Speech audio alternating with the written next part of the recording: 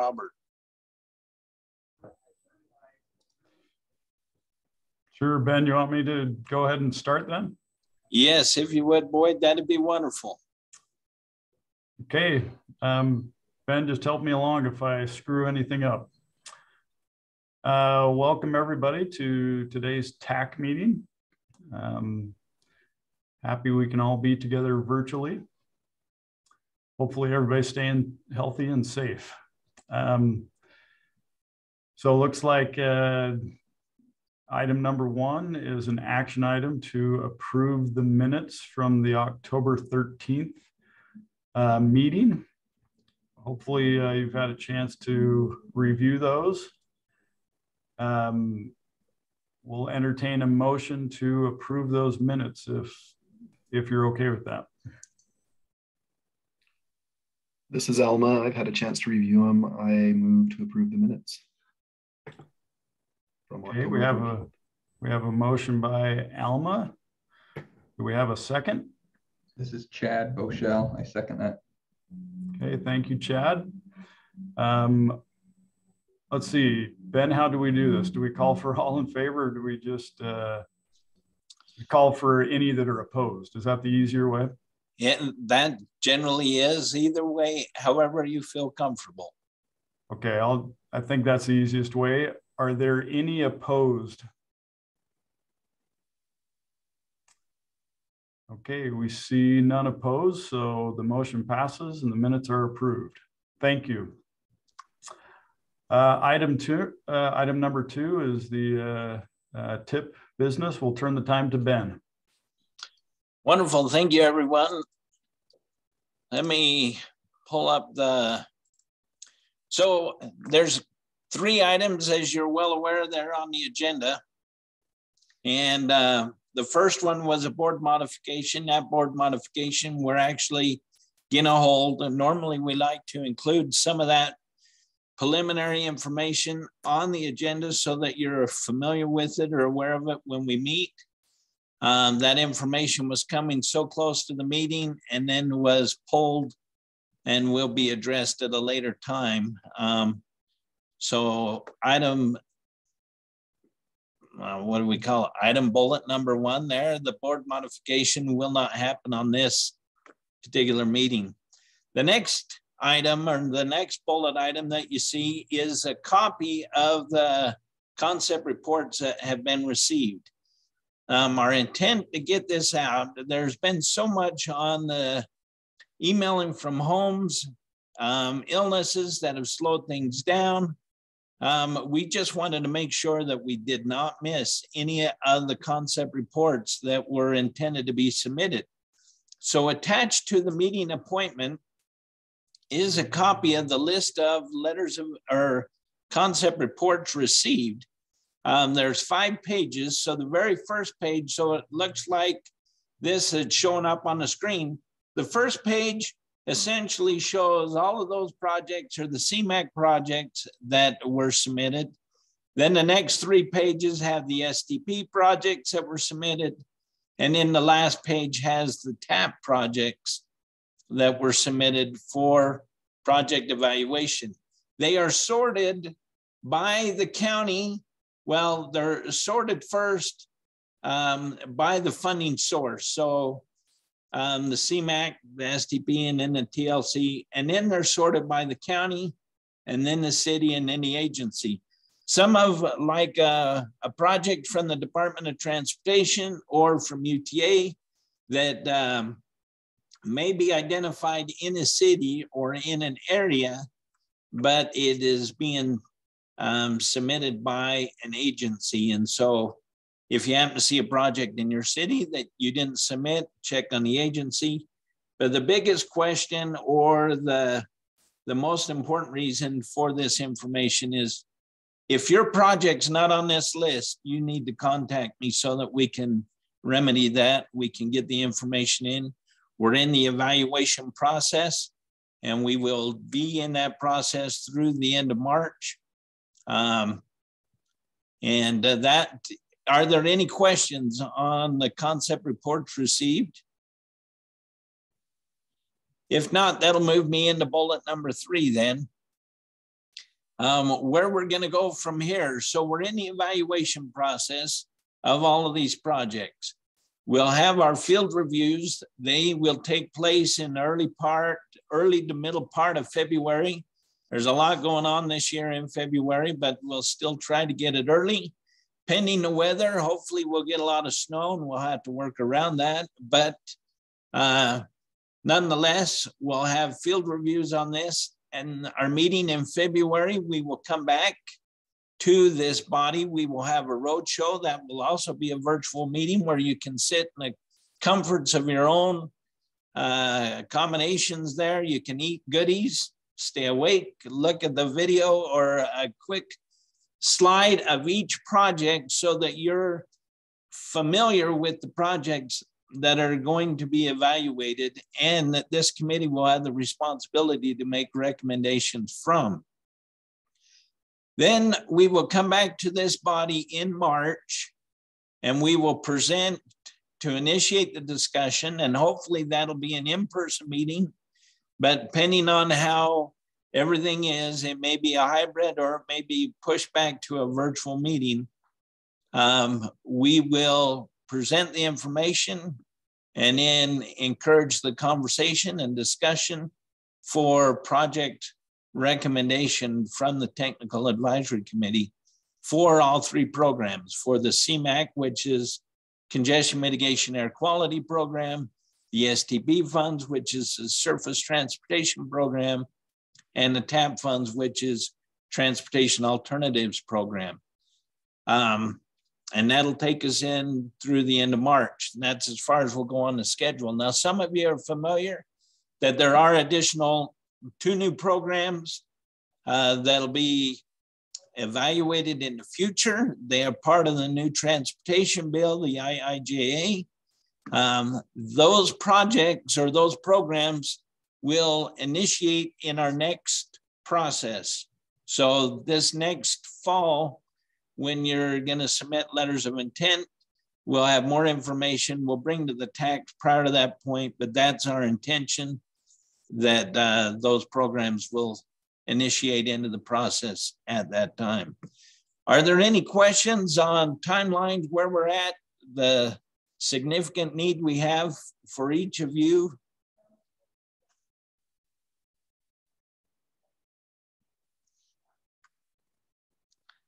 Well, that held them all speechless. I guess that's all I have, Voigt. Thank you, everyone. Hey, thank you, Ben. Before I move on, did Robert Barnhill join us?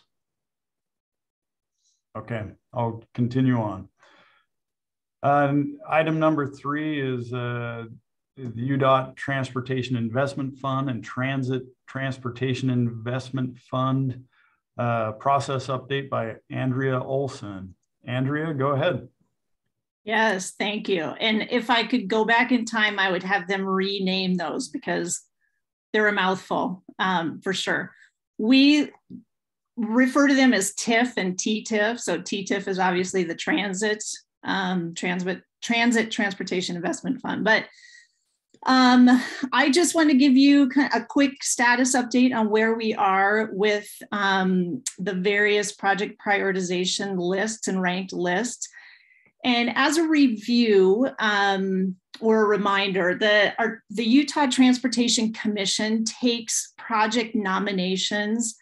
It's been yearly for the past 3 years. And those nominations go towards a list for the commission to make funding decisions from. And so the way that they're set up right now is that the TIF includes highway projects and active transportation projects. And then TTIF includes transit project as well as first last mile projects. So projects that are intended to make better connections to transit stations. So that's 2 different funds, but 4 lists. So there's 2 ranked lists that come out of each of those funds. And then once we get those project nominations in, we use a project prioritization model to run that list of projects through, and then it gives us a ranked list of eligible projects. And then the commission uses those ranked lists to make funding, to support funding decisions that they, make at various points. So in the spirit of teaching somebody to fish, I am going to kind of walk you through how to find those lists, show you where they are. And then there's actually quite a bit of information related to the project prioritization process there. So hopefully that'll be a resource for you in the future. So I am going to share my screen and hopefully I'm do this correctly. So this is just the UDOT main homepage, udot.utah.gov. So if you go here and you scroll all the way down to the bottom, under this policy and funding header, I guess, is the Transportation Commission portion of our website. And so if you click on that, and then again, go all the way down to the bottom, and there's a link down there called Project Prioritization Process. So everything I'm talking about is within that project prioritization process. So if you click on that, the very top of what comes up is the 3 lists that we have ranked so far. I mentioned that we have, there are 4 lists that come out of this, and right now we only have 3 that are available. But if you click on any one of these, you can see that, this is the TIF active transportation ranked list. And you can click on that. I'm not going to spend much time on it, but I would encourage people to go in there and look and see what those projects are. And then again, the TTIF projects that were nominated for first last mile, and then projects that were included on the transit ranked list. So you can go in and look at those. Reminder that for each of these 3, any project on each of these 3 lists, there is a 20% local match requirement. So that's important to remember. And then there's a lot of information here, like this new transportation capacity project prioritization process lays out all of the data that we use, where it comes from, how we get it. This lays out the schedule, the administrative rule that we operate under, and then the code, the Utah code section that codifies the project prioritization process. So there's really a lot of information here on this part of our website. So like I said, I would encourage you to, if you're interested, to go in there and spend a few minutes. I'm happy to answer questions or issues if they come up. But so what happens to these ranked lists is when the commission gets to a point of funding any projects out of TIF or TTIF, that they use these ranked lists as decision-making support. They do not have to go, start with project 1 and work their way down. They just have to make their funding decisions in a public meeting. So that's kind of the only stipulation once we have a ranked list for them. Any questions that I can answer for people?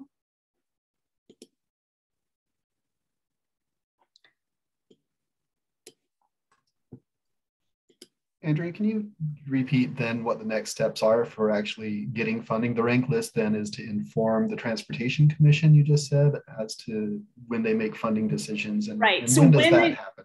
Well, that's a great question, and it's not, so it's interesting. So TIF, the one that includes active transportation and highway, right now, we have basically funded projects out into the year 2030. And so with TIF, we are not exactly sure when the commission is going to be, making more programming decisions out of TIF. And obviously a lot is determined by what happens in the legislature as well.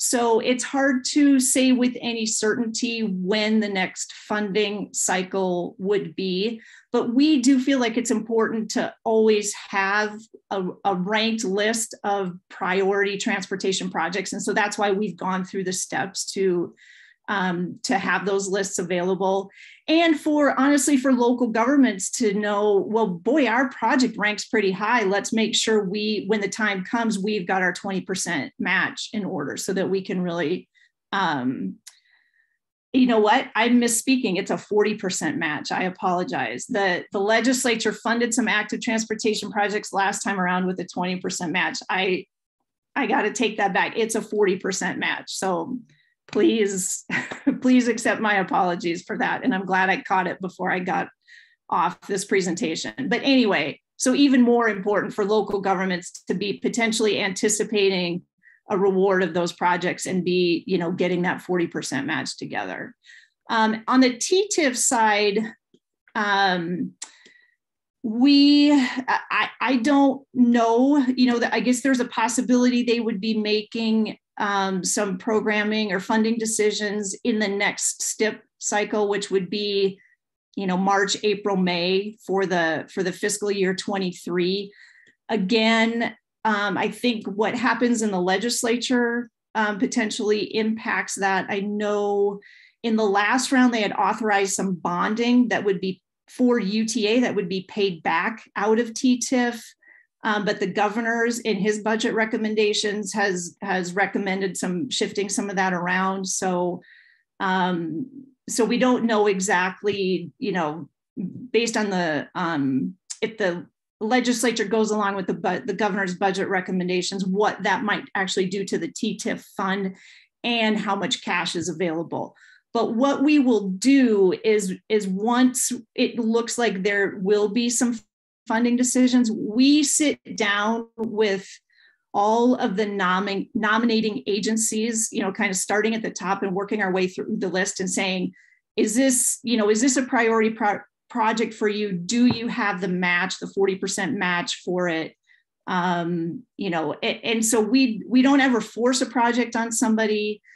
We certainly want to honor any, you know, if there's a city that has multiple projects at the top of the list, we want to make sure that we're able to fund what their priority project is first. So we really have a dialogue with the local governments and the transit districts on, you know, what order makes the most sense. Andrew, sorry. Go ahead, Wayne. Is it fair to say that it's usually the following year after projects have been nominated when the actual funding determinations are made? Yeah, at a minimum, I think that is fair to say. So we had a nomination window open last January through, I believe it was through April of 2021. And those are the projects that are now included in those ranked lists that I showed you the location of. So we are anticipating opening another nomination window at the end of January. That's how things kind of stand right now. And so any project nominated in this window, if it opens, would be considered at the earliest, would be considered for funding for FY24. So there's kind of a lag time between when projects get nominated and when they would get considered for funding, because there's so much data gathering and work that really goes into that project prioritization model. So that's why there's so much time in between them. Thanks, makes sense. Andrew, I was just going to ask if you could let them know the types of funds that are eligible for the matching funds. Yeah, that's a great question, Ben.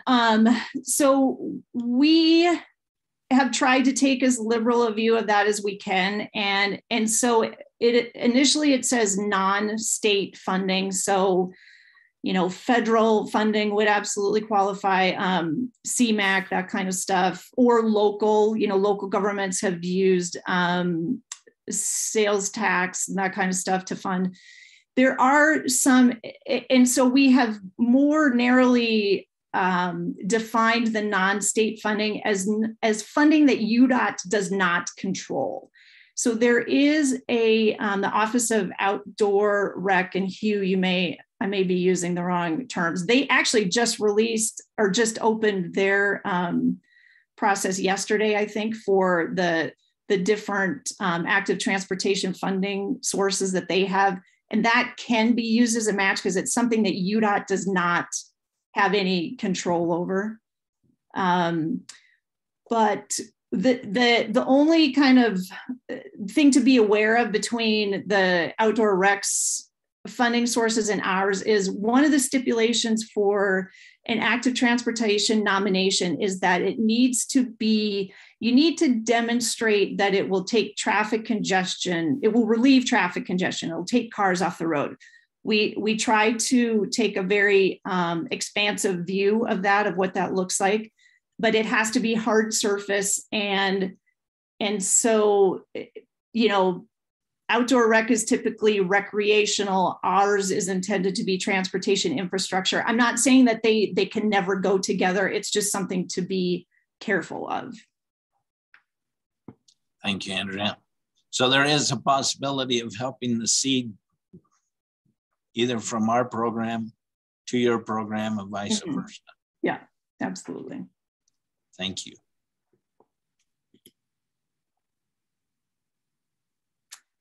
Kip, yes, I will put, oh, he was beating me to it.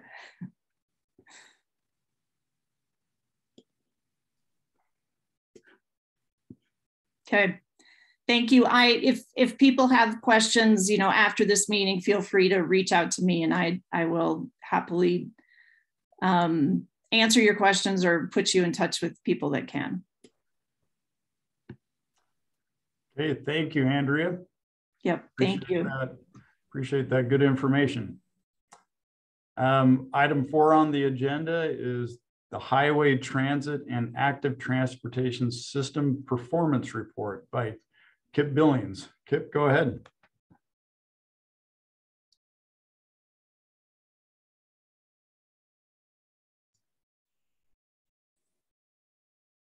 Okay, got the microphone on.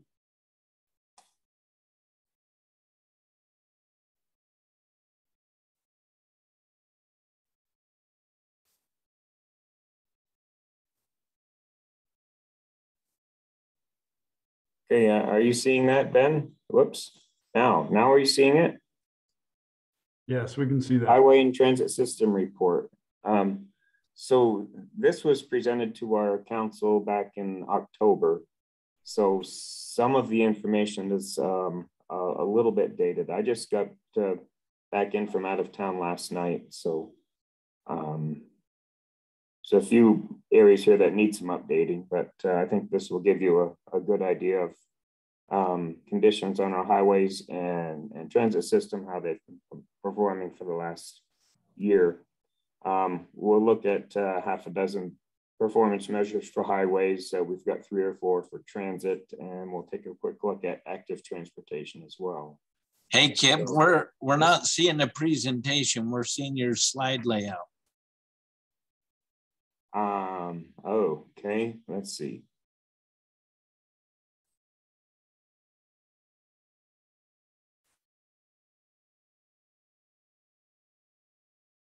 How do we make it go? I thought that did it up there and it's not doing it. How about down by your, yeah. How about slideshow? Board to the right. That one? That one?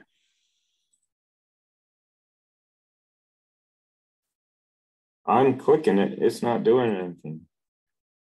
All right. It's fine. We just can see your notes too. All the secrets. I can. So you're seeing this screen where do you see my mouse going around in circles? Yes. You could try. Is it big enough you can see it? Slideshow at the top, along the top there. Yeah. It may be showing on a different screen too. Yeah, what's that one that switches the screens, Ben? Down on your Go up on your two screens on the top. I just saw it for a moment and then it went away. I've got 3 screens, so this is always exciting. Go onto the screen. So you're not presenting right now, or you're not sharing. And I don't know where the screen is that it's presenting on the screen that does the sharing. You want to move on to something else? So you stop sharing.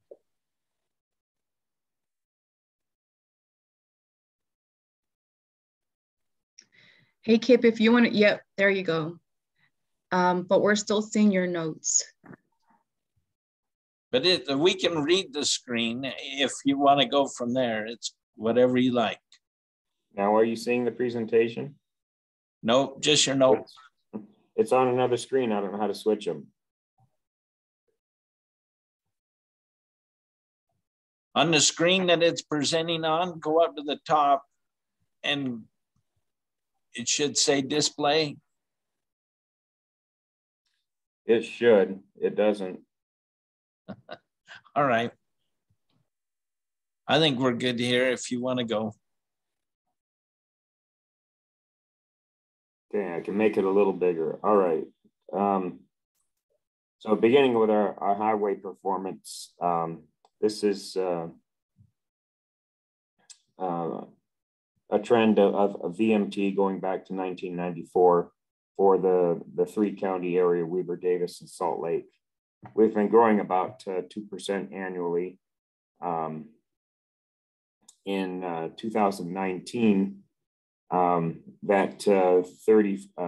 over 40 million vehicle miles of travel each day represents about 5.6 vehicle trips.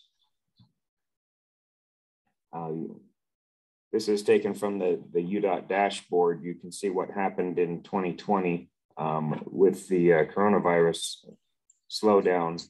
Instead of growing at 2% or more each year in 2020, it actually went down by about 12%.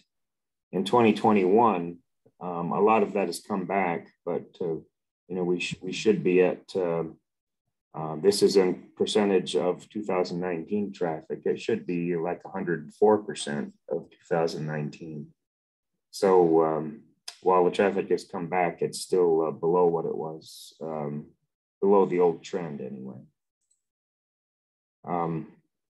This chart, I wanted to illustrate the importance of our arterials in carrying traffic. They actually carry these arterials on the left and freeways on the right.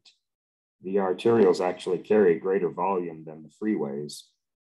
Certainly not as fast, and they each have their role to play, but arterials are important, and we can't neglect those if we want to continue meeting all of the transportation needs.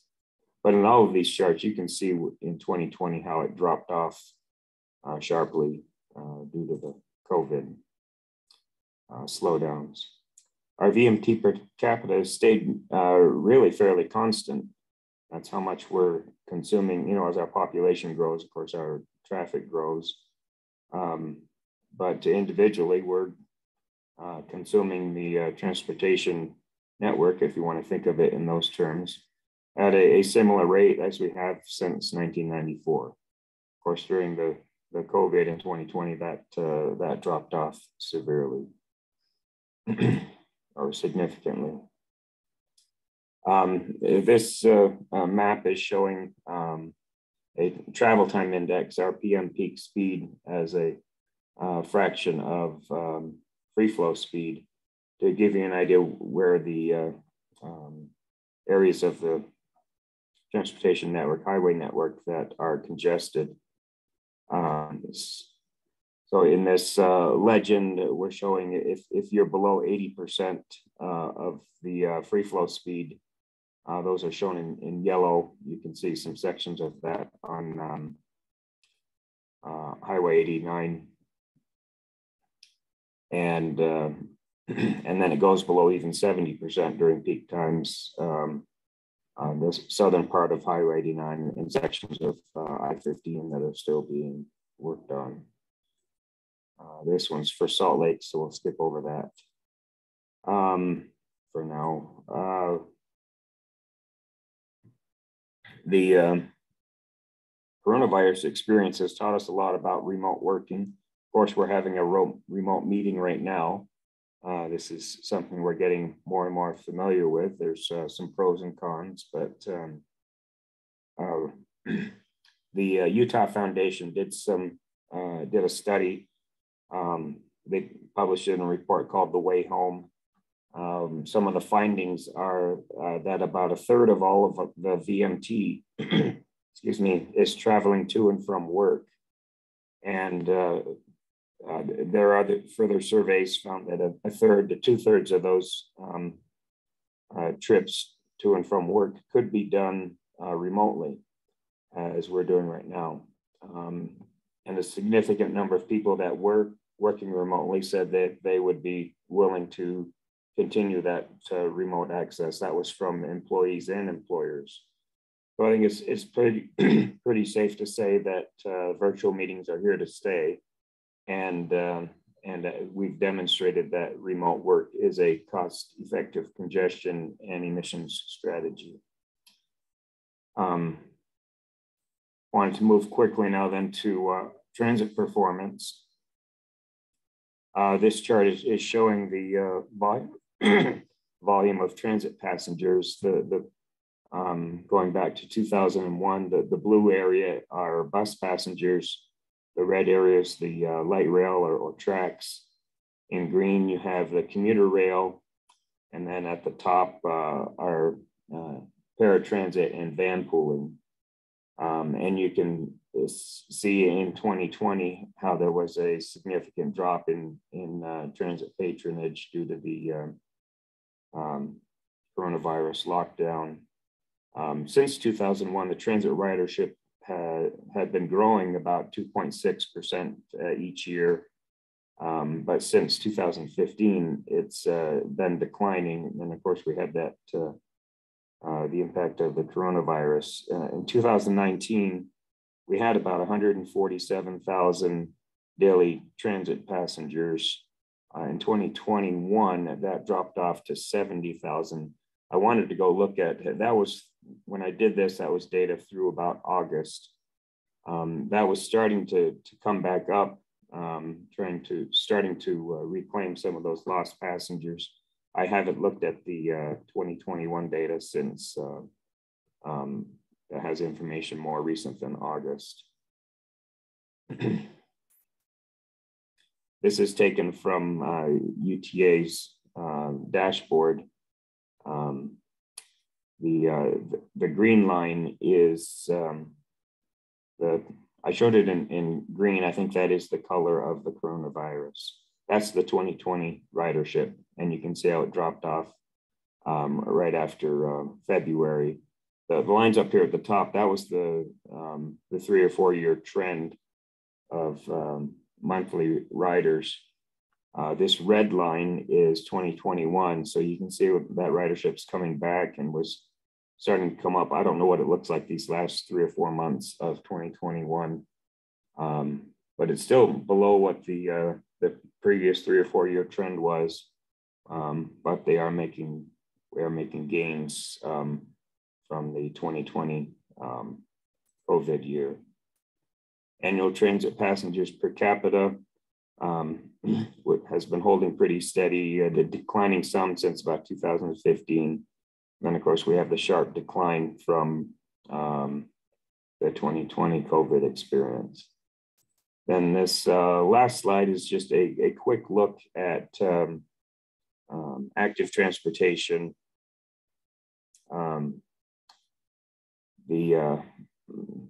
All these bright colored lines down here well, the red line is a good one to look at. That's what the Strava data that's been collected for the metro area was reporting for 2019. And then in 2020, we had the reverse effect with COVID. A lot of people weren't working. They couldn't travel on vacations. So we had a lot of people hopping on their bikes for something to do. So that's the blue line that jumped way up in 2020. That dropped off somewhat in 2021, but some people have discovered their bikes, so using those more. It's about 90,000 per month. What's that, about 3,000 a day? But this is not a complete sample. It's just those who happen to be signed up with the Strava application on their phones. So that's a quick overview. I apologize for my voice. I apologize for not having updated transit information. If Alma or anyone else wants to comment on that, that's fine as well. That's what I had prepared, Ben. Thank you. Thanks. Okay. Yeah, thanks, Kip. Does anybody have anything to add or any questions for Kip?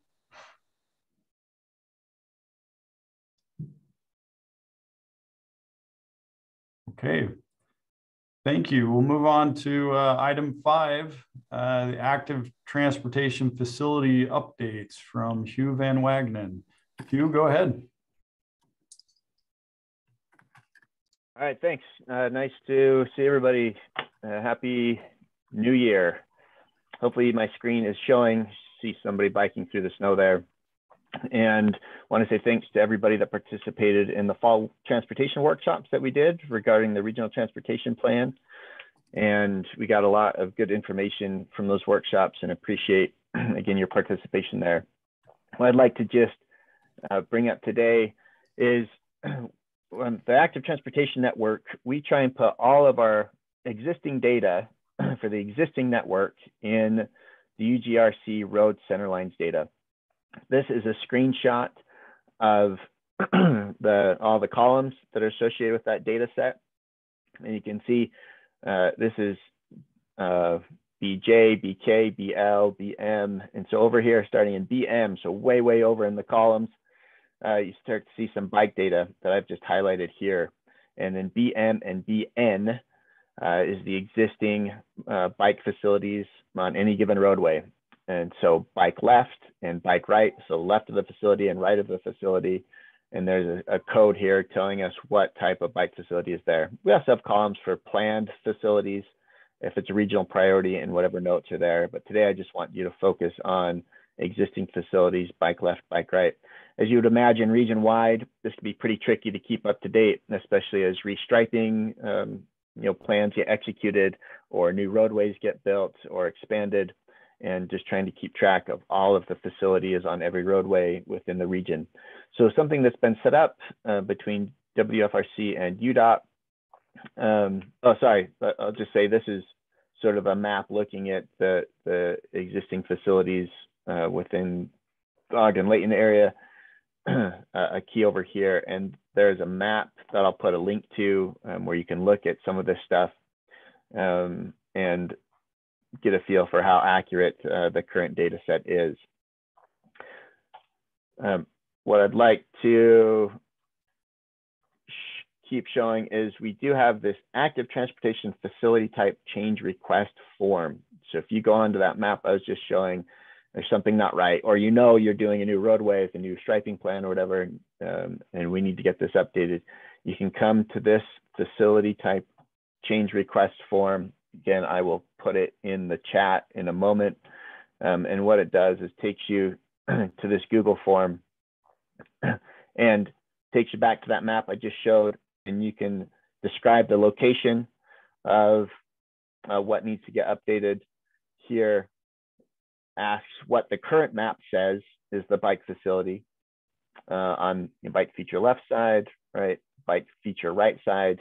And if there's nothing there, you can say no existing facility. And then what are you requesting the facility to be changed to? Again, just help us keep it updated. Anything else you want us to know about the request? Sometimes it's not the same feature on either side of the road. Maybe if it's in a road that's going up in elevation, there's a bike lane on the uphill side and a SHARO or a shared roadway sign going downhill because bikes go faster downhill. So is there anything like that we need to know? Be great to get an image of the facility. That can be a Google Street View if it's something that's older that hasn't been updated, or if you're taking pictures from your project, that'd be great. And then just asking for your email so we can follow up. So again, it just helps to get these maps as up to date as possible, which also helps with our planning processes moving forward. So if you have questions, please feel free to email me. I'll put my email in the chat, and then also links to these maps and the change request form. But I really appreciate your help in keeping these databases up to date. That's all I have. Thank you. Okay, thanks, Hugh. That was great. If there's no questions for Hugh, then we'll move on to item 6. We'll have a project report on from Farmington City. And I assume Chad will be doing that. Chad, are you ready? I am, and I just lost my server connection. So if I lose this, I apologize. It just went completely off and came back on. So we'll see if I can see if it lasts. Let me find my screen here to share.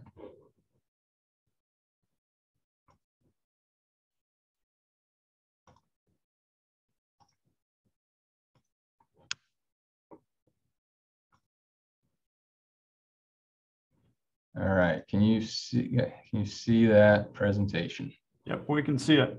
All right, so when Ben asked me to present, I really struggle on what to discuss. Right now we've only got one project under construction, another TAC project to be bid out, but they're small projects and they don't really represent Farmington's goals and purposes for requesting TAC funding. So this will be more of a planning exercise showing what our areas of concern and the areas in which we have asked and requested and received funding from the TAC. And so I wanted to start off with what Farmington's most known for, and that would be Lagoon.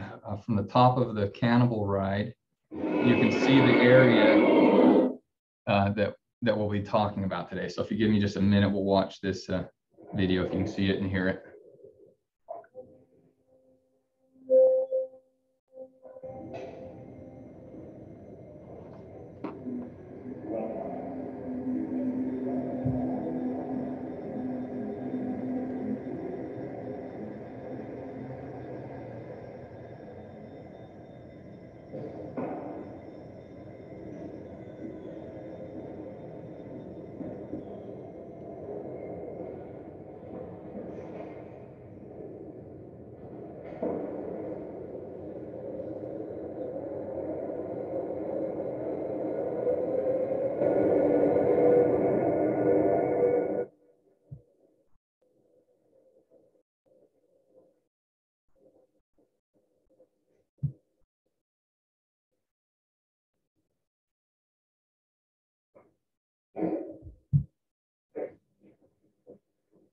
From here, you can see the area we'll be discussing today.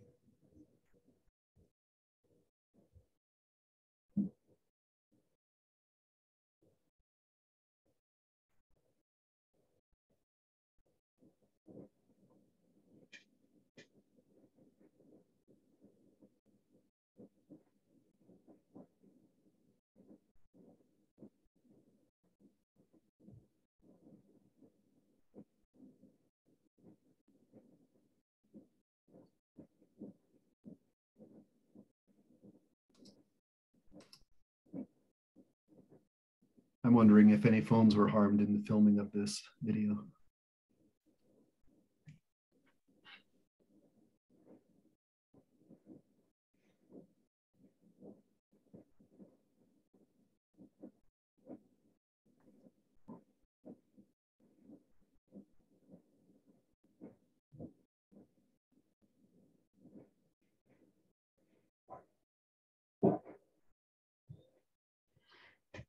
Anyways, I hope you can see that well enough. So to start off, here's an image from 1997. And I think most of your cities probably looked like this on the west sides bordering the Great Salt Lake. All rural, a lot of farming. You can see here, this is the county fairgrounds. This is where Station Park is currently located. Not much happening in 1997. You go 5 years later, you start to see that construction and the west side developments beginning. That what happened was two things. One, Legacy began, construction of Legacy and the interchange of Park Lane on I-15. You can see that construction right here. And then the other thing that happened in 2001 was the announcement of the Front Runner station in Farmington. That really was a game changer, and it opened the west side up for business, and the development race really began out west. It also gave the city a chance to review and decide what they wanted on the west side. And so we have a great city planner, Dave Peterson, and with the Front Runner here, this area was zoned retail, commercial, high density housing was on the a little bit further out, townhomes, and then the single family homes. We also went higher density on the single family homes in lieu of conservation space. The developers could get more lots if they gave us conservation easements. So you'll see a spattering of open space throughout West Farmington. It worked. The market was driving single family homes, but at the same time, we didn't want the whole west side to be single family homes.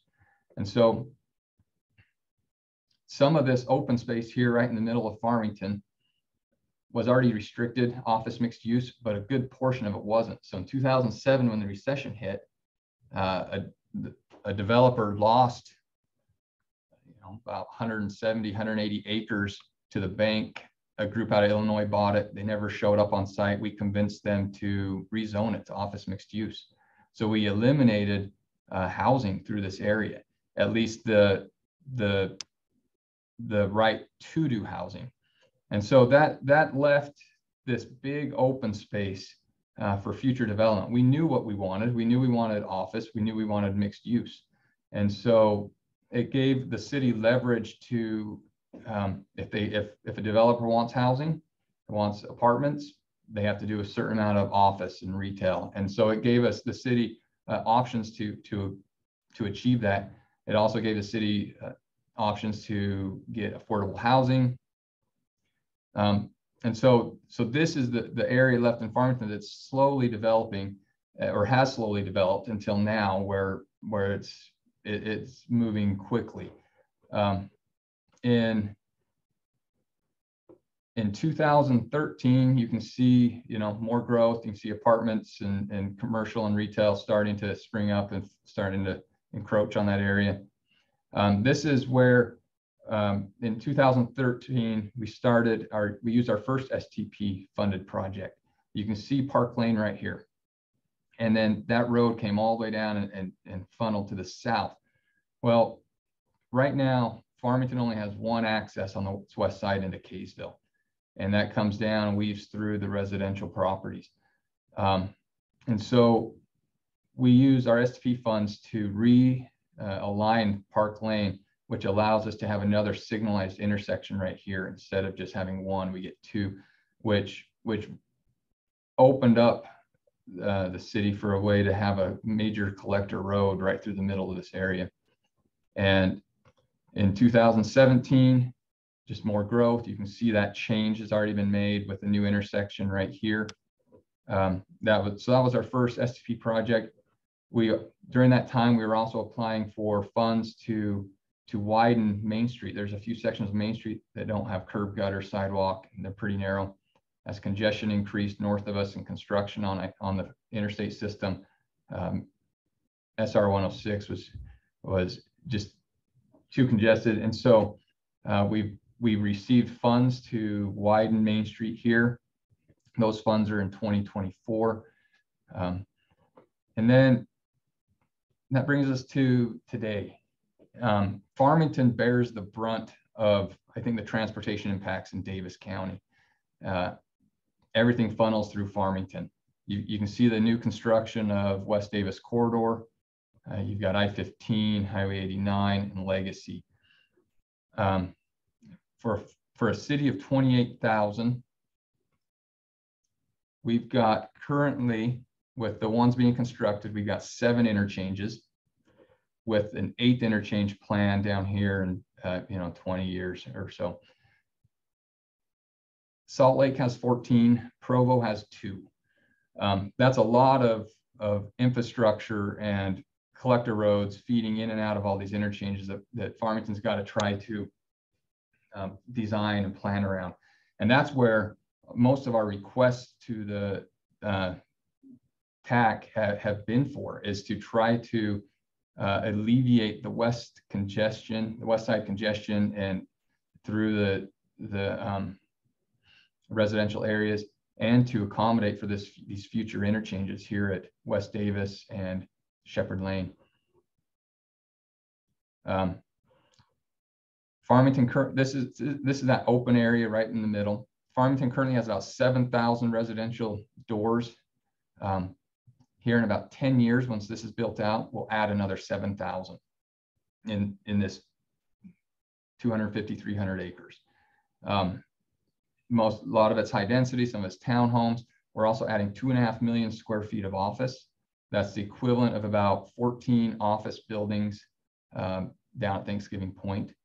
And so with all this development, with all the interchanges coming in, I mean, this is a big boon for Davis and Weaver counties. It creates jobs, keeps jobs in Davis County, housing, it's a true mixed use area. And so, but to make all this work, we need infrastructure and a lot of it. And so you can see this map. This is the West Davis corridor. And then you've got Shepherd Lane interchange. It's under design right now to be installed on I-15, to be opened at the same time that the West Davis corridor is opened.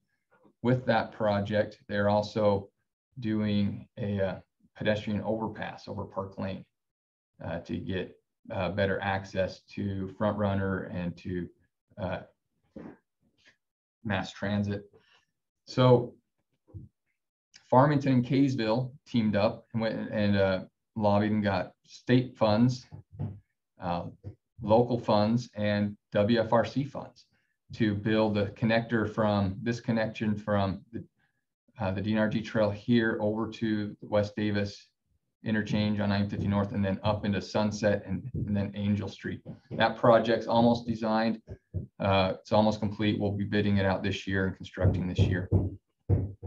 Like I said, UDOT's doing the Shepherd Lane interchange, and this road here, that still leaves this big area in between that needs a 5-lane collector road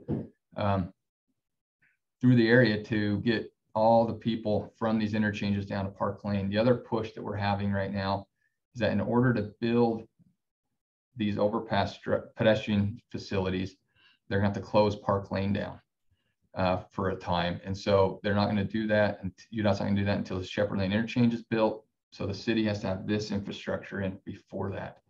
And so one of our other projects that was approved by the TAC was a portion of this road for with STP funds.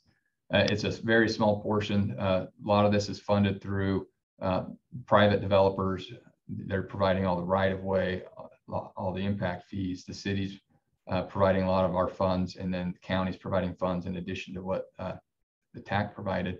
So that's kind of what's happening in Farmington over the next couple of years.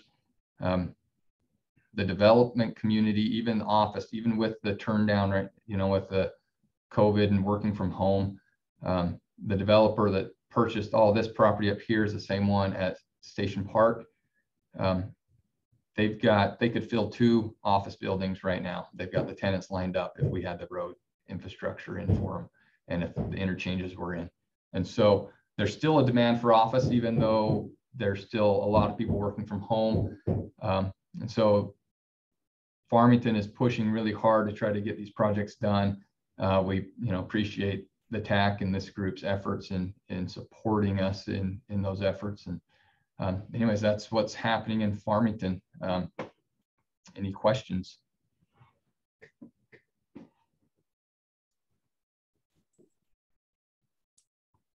Chad, this is. Sorry, I was on mute. You guys might have been asking me questions, or not mute. I had my volume down. Sorry, questions, anybody? Yeah, Chad, this is Kip. I put a question in the chat. I was wondering if Farmington or others have thought about the value of retaining the Shepherd Lane structure as a ped and bike crossing to I-15. I think they looked at it. I don't think they can make the new interchange work with it in place. We are getting, they are doing a trail, I think 8 or 10 foot trail across on one side that connects to trails on the east and west side, and then a sidewalk on the other side. So they will have a trail system and a sidewalk system for pedestrians. And then that trail system will connect the trail that goes up into Kaysville here. And then it will connect all the way over to the West Davis Trail and the DNRG Trail. And then it'll also come back and connect to the Legacy Trail, which will extend. So. Hey, Chad, this is Dana with Jones and Associates. Isn't there a ped crossing of I-15 just south of Station Park? Seems like that's super close. There is one on State Street. Yep. So there is a pedestrian crossing there. It's separate, grade separated. What we found is having an additional crossing here provides better access to Front Runner. There's a large demand for it from this development and also over the lagoon. It's amazing how many people do use that other pedestrian crossing in the summers, walking over the lagoon, a lot of kids.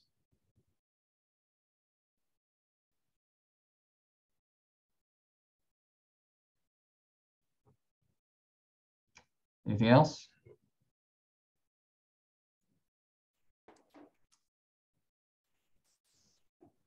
All right, back to you, Ben. Thank you, Chad. Yeah. I'll take it. Thanks, Chad. Great presentation. It's amazing to see everything that's happened in Farmington. So appreciate your presentation. Last item on the agenda is just any other business. Ben, is there anything you need to bring up, or is there anybody in the group that needs to bring anything up? No, well, perhaps one item. I know in our last, we just don't want all of the TAC members to think or feel that we're ignoring in our last meeting, we discussed our meetings being virtual or in person or hybrids. And as you all are well aware of the surges and the concerns that are out and about, we are being very cautious and careful. And we will move to a hybrid meeting and allow that in-person interaction as quickly as possible, but we won't do it at any risk or jeopardizing anyone's well-being. And so we are sensitive to it, and we'll move forward as quickly as would be appropriate. But we appreciate everybody's participation and all of your work. You're amazing. Thank you. Thanks, Boyd. Yeah, thank you, Ben. If there's nothing else, we'll adjourn this meeting, and our next meeting will be on February 23rd. So thank you, everybody. Appreciate you attending, and we'll see you next time. Boyd, thank you very much. Thanks, everyone.